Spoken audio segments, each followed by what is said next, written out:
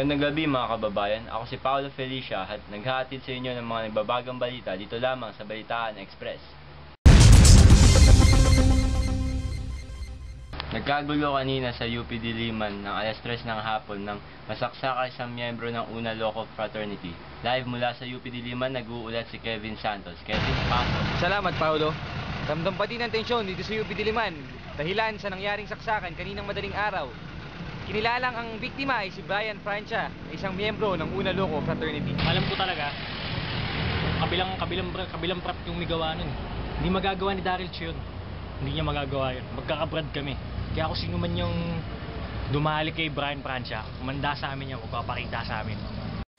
Pinabulaanan ng kabrad ni Brian Francia na si Willan Postolero na si Daryl Chu na kanilang kabrad din sa fraternity ang gumawa ng krimen.